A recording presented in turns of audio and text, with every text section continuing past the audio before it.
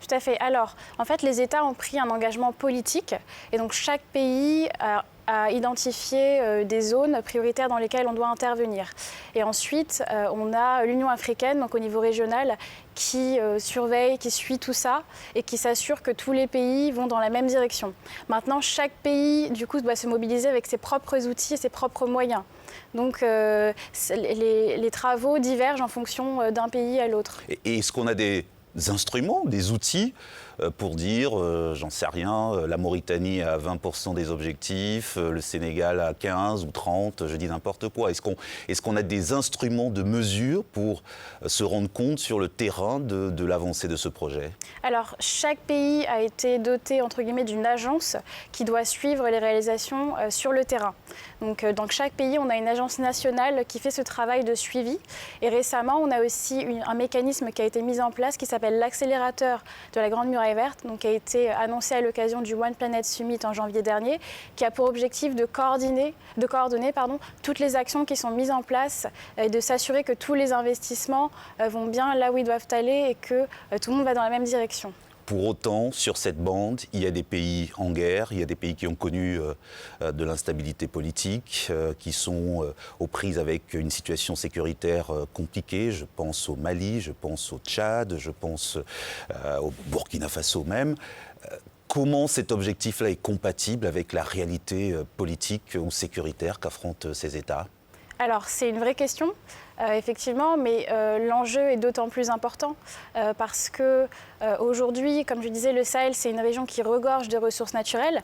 On entend beaucoup parler des questions de sécurité, mais il faut voir aussi le côté positif. Il y a de nombreuses ressources naturelles comme la gomme d'acacia, le moringa, le karité et d'autres. Et ce sont vraiment des ressources qui constituent des opportunités économiques pour les populations, notamment les jeunes.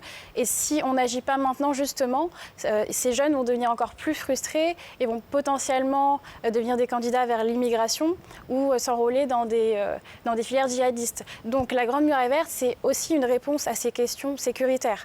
Vous parliez de ces jeunes, vous parliez de la société civile, vous parliez des ONG, des associations. De votre point de vue, de votre perception sur le terrain, c'est pas tant un projet étatique qu'un projet qui se construit bassin par bassin, village par village, région par région. C'est ça la force aujourd'hui de ce qui se passe sur le terrain et qui est mesurable, visible ?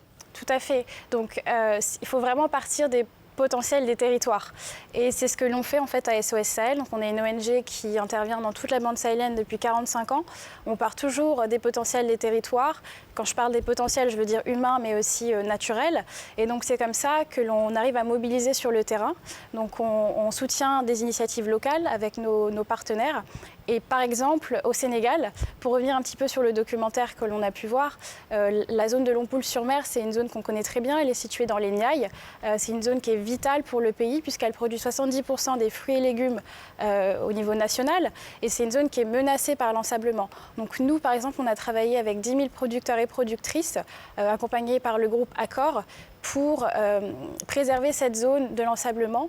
Et donc aujourd'hui, les producteurs ont adopté un modèle d'agroforesterie, un modèle d'agriculture qui s'appelle l'agroforesterie, et donc qui signifie qu'ils vont allier le maraîchage à la plantation d'arbres. Et c'est vraiment ce type d'initiative qui fonctionne et qui donne des résultats sur le long terme.